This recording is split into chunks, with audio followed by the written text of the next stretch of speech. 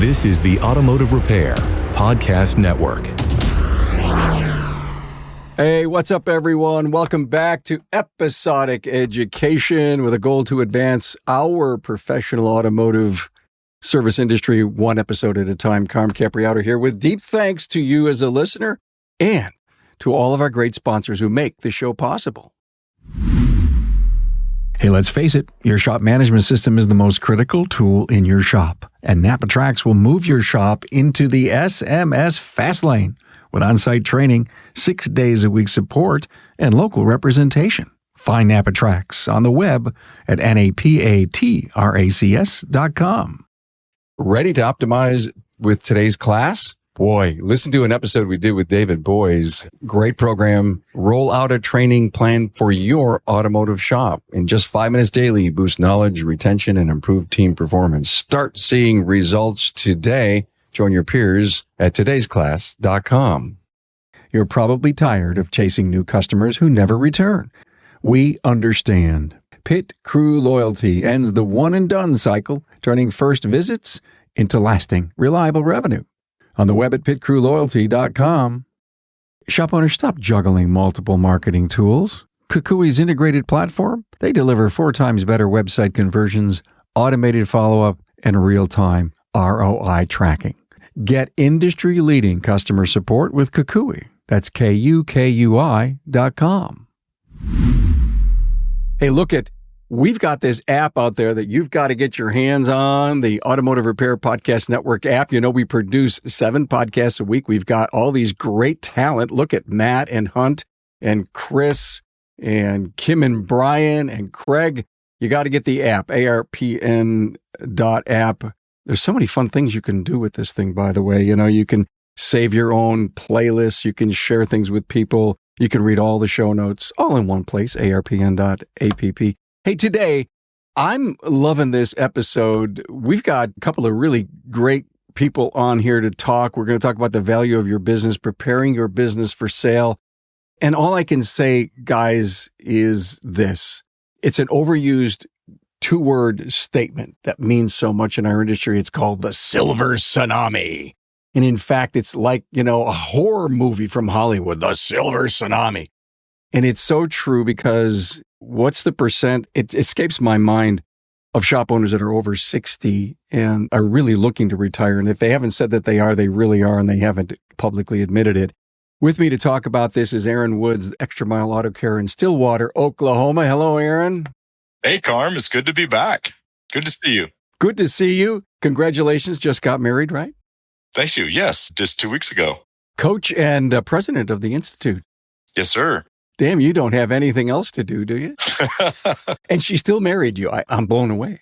When you find somebody that's more than 2 points ahead of you, you got to wrap that up, my friend. So, yes, married my best friend 2 weeks ago. I met her. Wonderful woman. Yeah, absolutely. Yeah.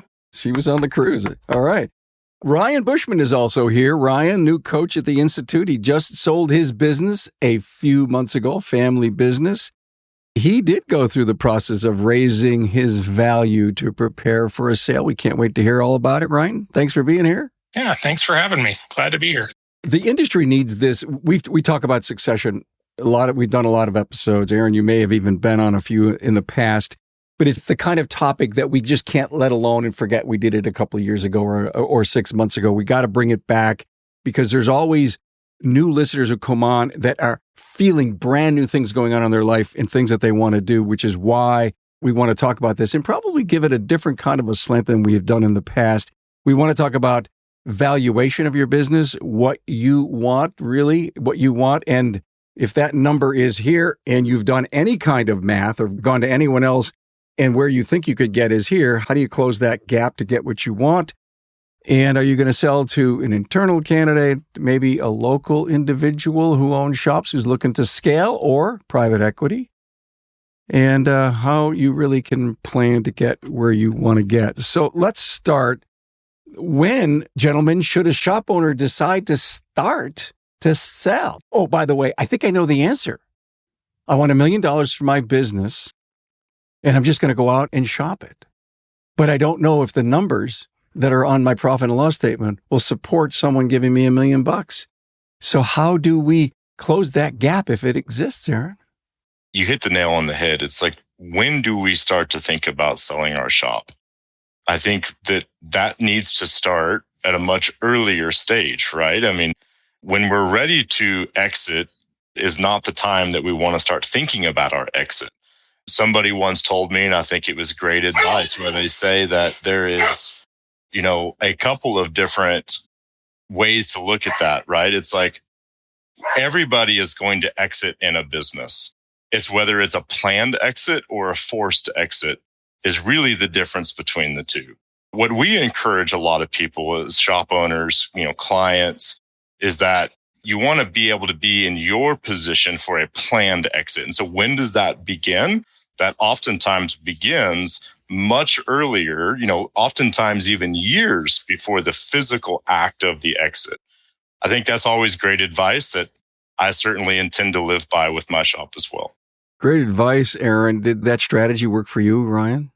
Definitely. I think what really propelled our ability to sell was just the fact that we were building a business that was bigger than just me. We had processes in place and we had people in place that wanted to run their positions and their jobs without just me doing everything. And so I think that was the key, is we were building something that I could send off without me being there. I think he hit it. One of the most important things, and it should be in the takeaway of this episode, is without me in it. Am I right, Aaron? You go and want to buy a business, and that owner is front and center, pivotal point, center of the circle, and he leaves, the business could implode if he hasn't let it run without himself. That's a great point. And a lot of times when we talk about a valuation of a business, right, there's essentially two things that go into the valuation of the business. When I start asking myself as a shop owner, what is my business worth?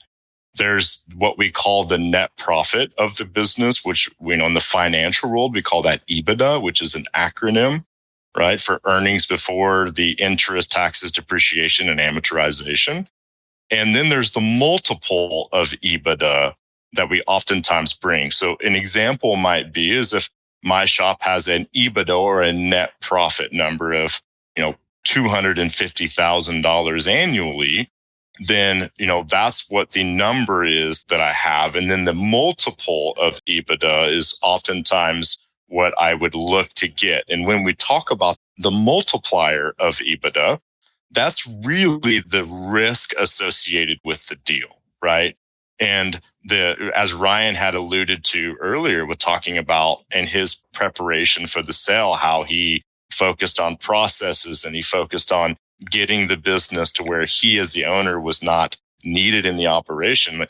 Doing all of those things decreases the risk to a potential buyer. So therefore it increases the multiple of the EBITDA, right? And so that can, having those things and vice versa, right? Going back to what you said, Carm, is, hey, I'm an owner, I'm looking to sell, but, I'm really the hero in the business, meaning the business success each day is really evolved around me, whether I'm at the front counter, facing the customers each day, or I'm in the shop as the main technician of business. If I'm a potential buyer of this business, then that's going to be more risk for me as I look to remove the owner from that operation. Therefore, that multiple of that net profit or EBITDA is going to be much less. And so that can really swing, the deal, whether we're talking going back in the example of the $250,000 EBITDA or net profit, a multiple of, say 3 is going to be a much different in number than say a multiple of 1 or 1.5 at that point. So really focusing on lowering the risk to a potential, buyer of the business by processes, by owner involvement, by being able to hand them a turnkey package that runs just like it did the week before, the week after the sale, is going to increase that multiple. Ryan, I know you want to jump in and I have a ton of questions for you, but I've got to stop for a moment, Aaron. You brought up the word hero. If you go back to Donald Miller in Story Brand, right, there's the hero, the guide, the villain, and the victim. Sometimes owners say that they're the victim because the world's against me. But to be the guide for your people and let them become the hero allows you to get up and out of the business. So I wanted to clarify that for one reason. Oh, yeah, so I am the hero of the business. What should I be? You should be the guide. And that's just my point. Ryan, did you have an internal candidate? I didn't. Honestly, I wasn't looking to sell at all. So I think that's the beauty of it is we were building a business that was valuable and I didn't even realize it, I guess. I had goals that at age 55, I wanted to be able to retire, and I'm 46 now. And so we were doing things to try and get ready for that. We were approached with a substantial offer, and my wife and I looked at each other and said, well, maybe it's time for me to do something else. If we can sell it for that much money and move on, then yeah, I could do something else. And so, yeah, it's interesting. I wasn't even looking to sell. What a great point, Aaron. We weren't even ready, but we had done the work to prepare for this potential day. Absolutely. I'm sorry, when that piece of gold lands in your lap, you pet it. I think that's a great point. It goes back to what, we were talking about at the beginning of the episode, right? It's like everybody is going to exit at some point in time, right? It's whether it's a planned exit or it's a forced exit. And I guess what I mean by forced exit isn't necessarily like, somebody bought your building and kicked you out. I mean more of like whether it be an age or retirement, your body can't physically do it anymore. Like all of those things, in my opinion, are more of like a forced exit. But even if Ryan wasn't necessarily had the intention right there to sell, it was still a planned exit, right? Because it was a planned exit because he was thinking about, he had some sort of an end goal in mind. He was preparing the business. It was no longer dependent upon him. He had the processes in place. And so even though that he didn't know exactly when the day was that it was going to happen, it was still planned.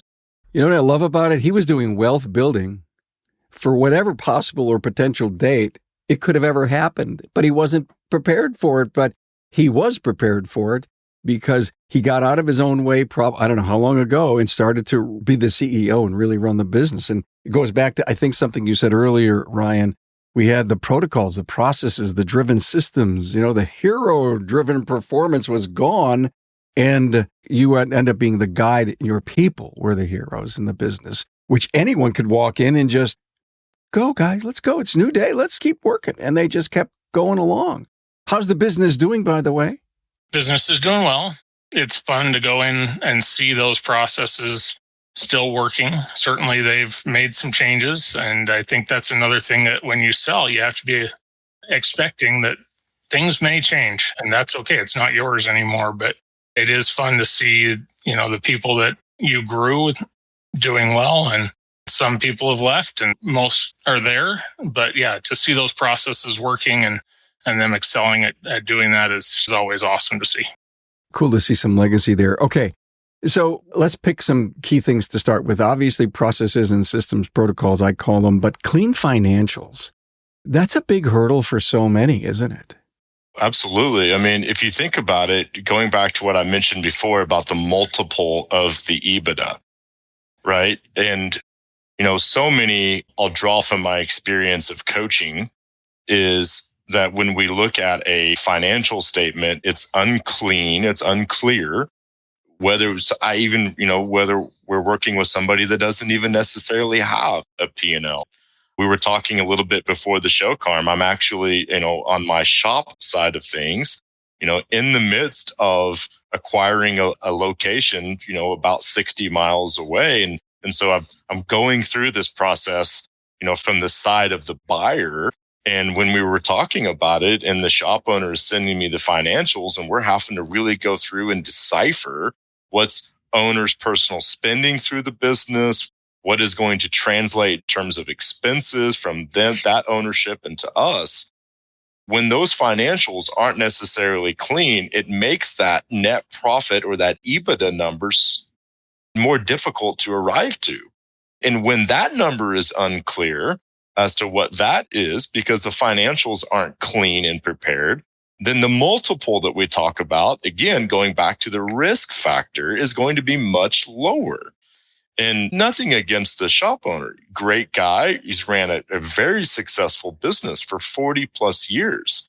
But it's just a testament as to say that this individual and so many people, there's not a planned exit. And so when it's time for them or then they're ready to retire, it's going, here's everything that I have. I know it's not where it needs to be. What can I get for my business? Let's face it, your shop management system is the single most important tool in your shop, period. NAPA Trax was built from the ground up to make your business more profitable and efficient. We provide an extensive set of tools to increase and track profitability in real time. NAPA Trax offers the industry's best post-sale support, hands down, and we train your people on site. Yep, on site. And we offer remote refresher training 10 times a week, and customer support is open 6 days a week. Give us a call, visit the website, or join our Facebook community today to learn more. We'll prove to you that Trax is the single best shop management system in the business. NAPA Trax is always customized and tailored for you, whether you're a one-man shop or a large multi-bay or multi-location company. After all, it's your shop, so it's your choice. Visit us on the web at NAPATrax, that's NAPATRACS.com. Strengthen your shop's entire team with today's class. Everyone from technicians to service advisors can access impactful training on their phones in just 5 minutes a day. Opt for solo sessions or ignite friendly competition, challenging team members to climb the leaderboard for the highest score. Our effective daily training ensures measurable progress, helping you develop your team. Train smarter, not harder, with today's class and transform your shop and your people. Start seeing results today at todaysclass.com. Most shop owners feel trapped spending on ads while half their first-time customers never come back. It's frustrating. It's exhausting. And it's not your fault. The industry average is 54% one and dones. We understand how discouraging that can be. Well, Pit Crew Loyalty changes the story. Our clients cut that rate by up to 38%, raising lifetime value by more than 50%. Loyalty members visit nearly 3 times more often, creating predictable revenue without extra ad spend. Pit Crew Loyalty, where customers stay and shops thrive. On the web at pitcrewloyalty.com.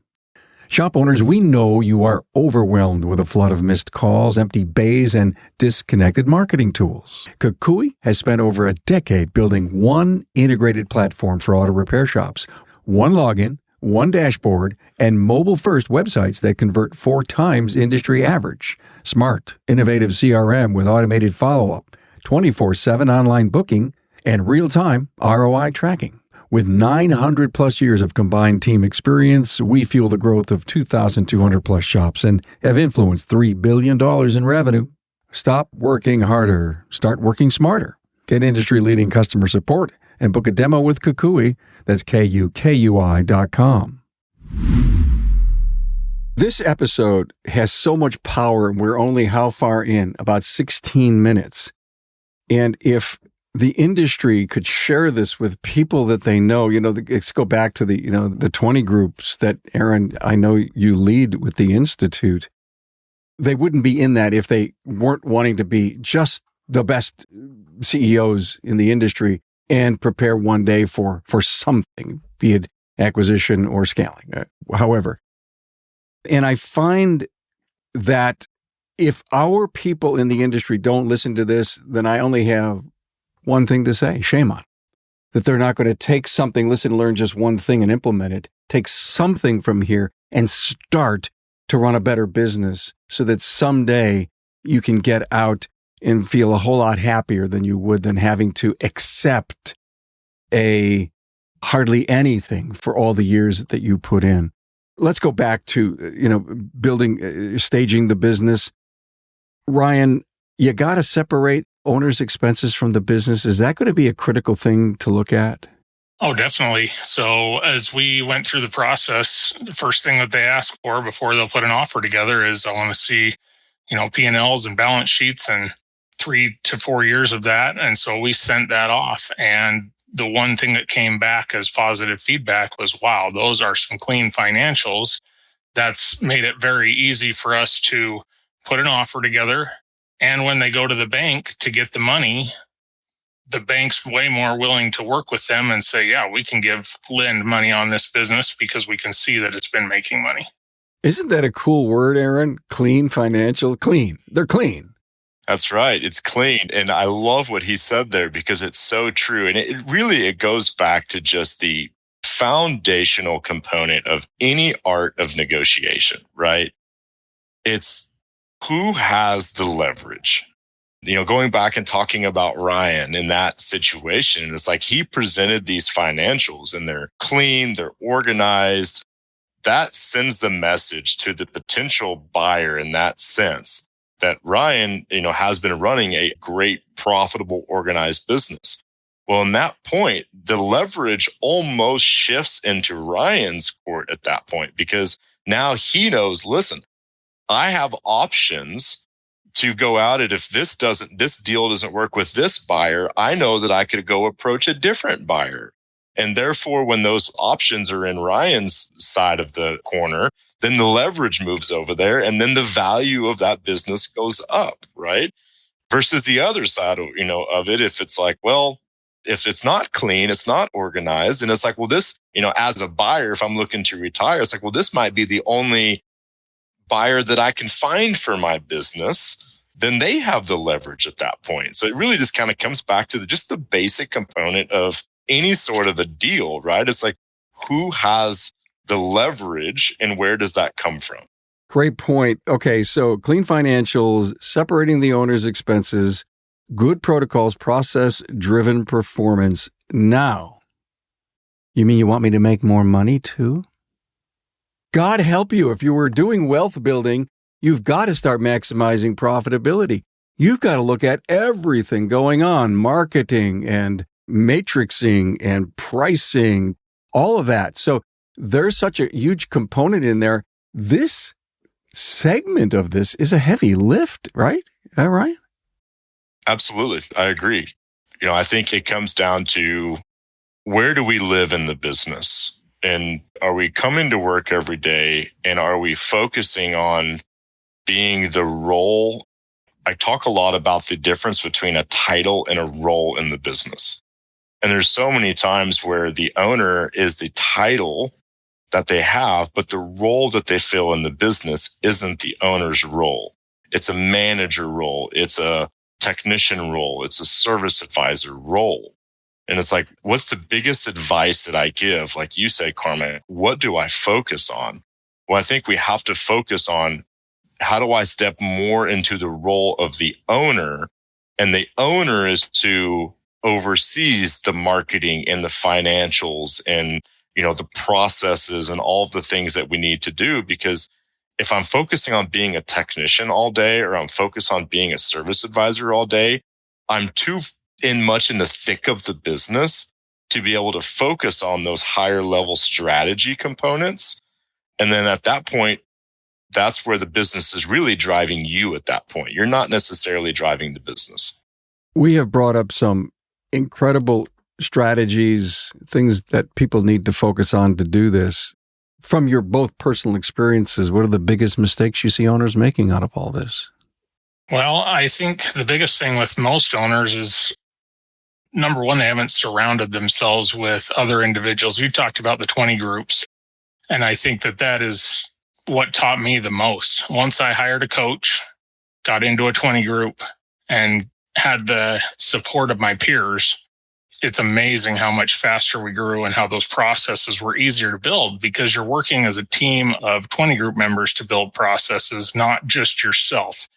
And so many owners, you talked about it as we were leading up to this, they want to keep their secret sauce. I don't want to share that with anybody, but that's not the way this industry should work. We should be sharing everything with all of our peers. We're not in competition. We're a team. Yeah. Okay. I'll talk about the secret sauce here for a minute. A lot of people don't want to share their secret sauce because what they really are admitting to you is that they're really suffering under a whole lot of stresses and challenges that they don't want to admit to anyone that they have, like meeting payroll, paying their bills, finding really good people, toxic work environment, that they believe that they've potentially help create this, but they don't know how to solve it. So the secret sauce is that I'm unwilling to get advice from other people. Aaron, the peer groups are so critical and so important, and especially when you assign an accountability partner to somebody. And you've got two people running two businesses, and they're each up each other's butt, if you will, on their success and looking at their profit and loss statements, and they spend time weekly or monthly. I don't know the exact details and how they're assigned, but my God, can you imagine? It's a quality peer pressure I look at. It's nothing but quality. And once you accept that quality peer, the pressure is not to put you down. The pressure is to lift you up. Of course. I mean, Ryan and I were actually just on a coaching call with a client just, shortly before this podcast. And one of the things that we were talking about on that call was the power of the room, right? And, you don't know what's possible. And sometimes it may seem like it is impossible until you get in a room full of peers and you see what others are doing and what they're able to achieve. And that just almost gets you internally motivated, knowing that you can do those things as well. And I will always say this till my ending day is that the power of the group is not necessarily the coach that's sitting at the room, or it's not the facilitator. I mean, I'm not saying that those things don't have value, but the power of the group truly comes from within the group. It's holding each other up. It's lifting each other up. It's seeing how others are doing. It's drawing from those experiences of others and learning from others and sharing with others. It's truly remarkable. And I agree 100% with what Ryan said, as some of the biggest mistakes is not reaching out and getting that support from other people long before the time is that you're looking to exit. Anything to say on that, Ryan? It's just amazing when you sit in a room with your peers and you hear them say, well, I can get, 60% parts margin on a part. And you're going, well, man, I didn't think that was even possible. Mm-hmm. And then another one says it and another one, and you're like, all right, I can't be the only one in the group that's not able to do that. So you just have to join in. And that's what you call FOMO. Yeah. I don't want to be a laggard at all, because the next time I want to sit with my friends having coffee somewhere and I want to say, me too. I want to be able to say that. I think one of the most powerful things that an owner can say, going back to your original question, Carm, is like, what is something that, you wish owners would do? And I think it's really one simple question, in my opinion, which, not to take away with what Ryan said, because I agree with that, but it's reframing a question. It's, instead of asking yourself, what can I get out of my business? It's reframing that into, what do I need from my business? And I recognize that selling a business is more than just a cash or a monetary transaction. It's really a culmination of the years that you've served your community. It's the years that you've employed people around you and they've supported their families. And, oftentimes your life's work as to what you've poured into something for, 20, 30, even 40, 50 years into that. And yes, at the end of the day, the monetary value that you receive from that sometimes is how we tend to value that on a tangible side of things.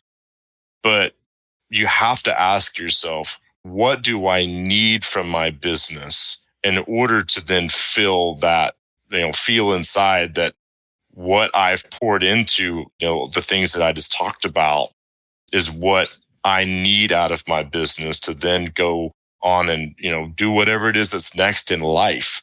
And I think it's just that one simple question. I think too many people wait till the finish line and then ask themselves, what can I get? Instead of starting much earlier and saying, what do I need? And then working on the things of the business to get to that number at that point. All right, let's just play a simple little game, guys. I'm loving this episode. I'm a listener and I'm a semi-struggling shop owner, but I think I'm doing pretty good. Life is great. We got all the toys that we need.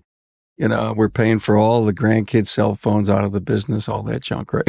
So I want to get just $1 million for my business.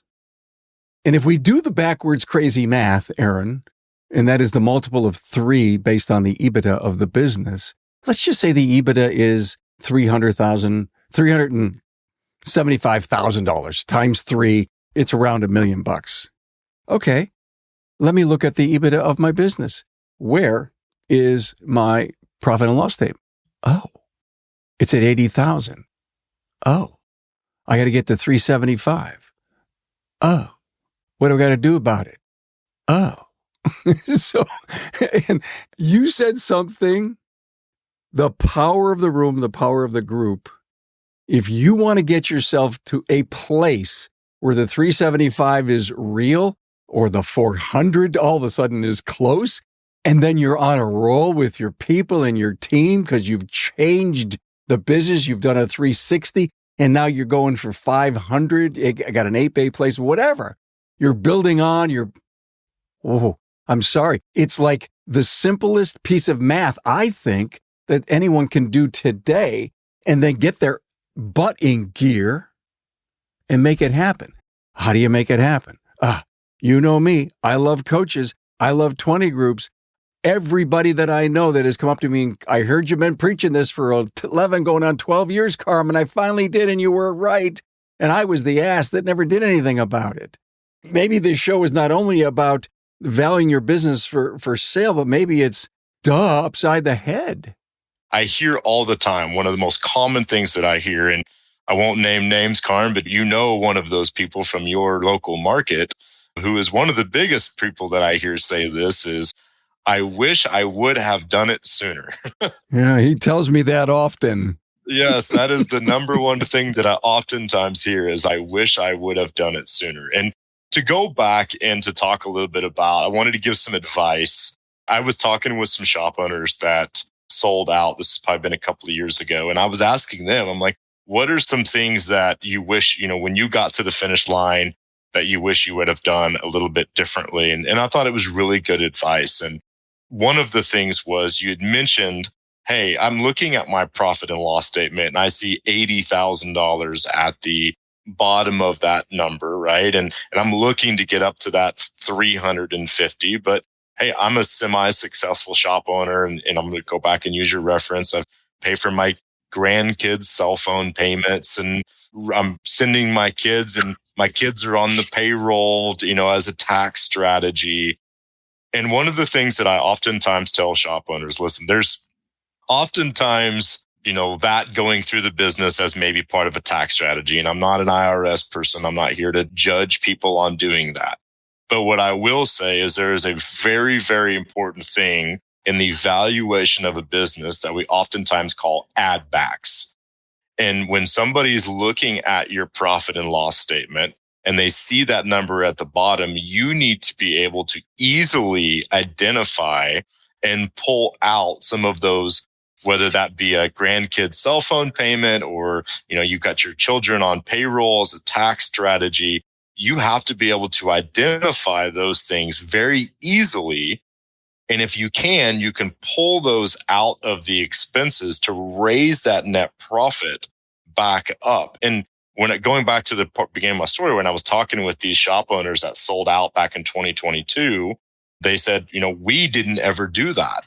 And so we were going back for 3 years of credit card statements and bank statements and trying to highlight like what was this payment and what was that payment. And oftentimes they probably did their best, but at the end of the day, they probably still left a lot on the table with not being able to separate that out. And so when you're looking at your profit and loss statement, if you've got those things that you are running through the business, look at what we call class accounting or something that is able to separate those things easily out of the P&L so that you can ask for that as what we call an add back to raise that net profit up.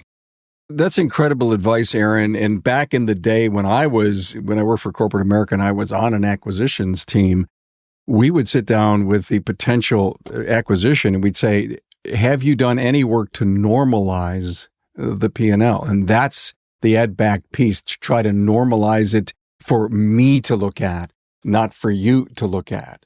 And so those are great points. But if your plan is 5 years, 6 years from now, here's my target profitability so I can get a 3.5 multiple, then you need to start normalizing it now. Even if you don't take it out of your P&L, you need to have a separate little listing going on each and every month for what the add backs need to be. And again, let's go back to tax strategy. We have a podcast on the Automotive Repair Podcast Network with Hunt Demarest, the accountant. And you should hear how Hunt talks about that stuff. Stop being the tax man, just keep it clean. Hunt's always in this keep it clean mode, but yet do anything you want to do. If you called him up for advice, he would probably recommend against it. Absolutely. And I'm going to say this as a joke, but I was talking with somebody one time and they said, yeah, you always want to have 3 sets of financials. You want to have, one for the banker, one for the tax man, one for the seller or for the buyer, right? And it's like, yes, obviously we're not saying do anything that's against the law or anything nefarious. It's just, as another example of an add back, right? Could be, hey, I have invested, all of these thousands of dollars into training.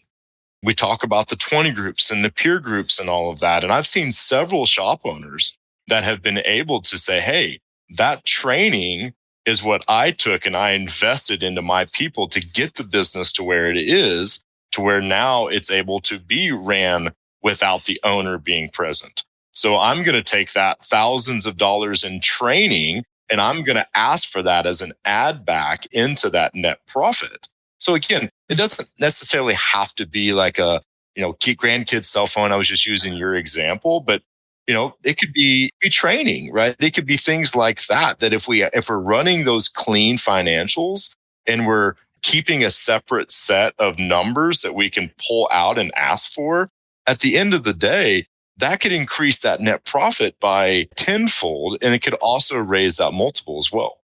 Ryan, I have to ask you this question. On what Aaron just said, training, let's call it education, the education for us, me, our people, our sales advisor team, the whole thing. I want to add that back because it brought me where I am today in the valuation of my business. And I'd say, what? You want me to pay you for what you did to get where you are? And so I don't know what that argument is and if it's healthy and strong, but Aaron, you bring up such an incredible think. What's your feeling about that, Ryan? Well, I definitely agree with Aaron that without that training, you aren't where you are. Your service advisors aren't as well equipped to handle customers and to do the job that they need to do. Your technicians, especially in our world today with the complex systems that they're diagnosing, if they don't have the training, then they are not going to be able to be the top of their game. And so I think asking for that is not unreasonable because you have done what a lot of shops are not doing, and that's you've invested in your people.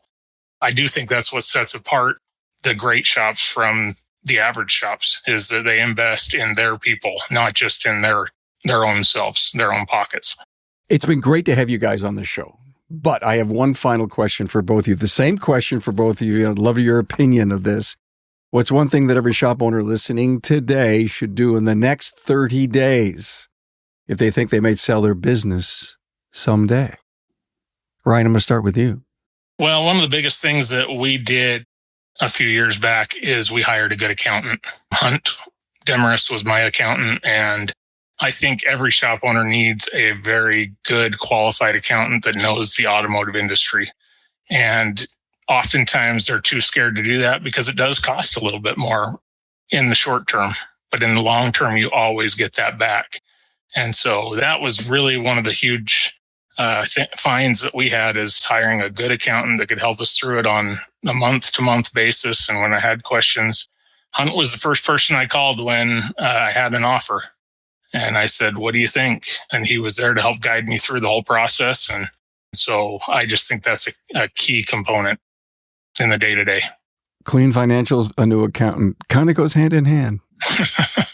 It does. Great point, Ryan. Aaron, take us home. As Ryan was bringing up that great point, I was thinking, and honestly, I don't know that I can choose just one. So I'm going to give you two, but they're going to be quick. One is seek help, get support, get into a 20 group, whether, there's lots of options out there, right? The other one is, I'm a big proponent of a vision board. And I think that if you see it, you achieve it, it becomes real, it becomes tangible. And so I'm going to draw back and I'm going to say, what do I need from my business? And what am I going to do when that day comes after my business sells? And I think answering that question helps then guide you along to that process. And therefore now am I going to retire at 65? Is it 45? Is it 55? What is my life going to look like? And what am I going to do after that? And then what is the number I need to support that? All great points, guys. Appreciate it. It was a great episode. I think we covered a lot of heavy content here. If anyone was taking notes or can go to the show notes of this episode, either on my website or on the app, and look at some of the bullet points that we're going to create because of this discussion, I think you got a little mini roadmap. And maybe, as I said earlier, maybe a kick in the butt to at least start getting where you want to be. So if anything, pick your number, work toward it, figure out how to work toward it, and go get the power of the group working for you. Love that. And I know you guys got all kinds of great groups at the Institute. So who knows, just maybe call the Institute. We'd love to hear from you. I bet you would. Hey guys, always a pleasure. Aaron Woods, Extra Mile Auto Care out in Stillwater, Oklahoma, and coach and president of the Institute. And Ryan Bushman, brand new coach at the Institute, sold his business a few months back, and he figured out a while back how to get the number he was unexpectedly going to get. Good for you, my friend. Thanks, guys. Thank you. Thank you, Carm. Thanks for having us. Thanks for being on board to listen and learn from the premier automotive repair business podcast, Remarkable Results Radio. Get your episodic education on the ARPN listening app at automotiverepairpodcastnetwork.com. Also enjoy the podcast on our Carm Capriotto YouTube channel. Carm is all for advancing the professional automotive service industry. Until next time.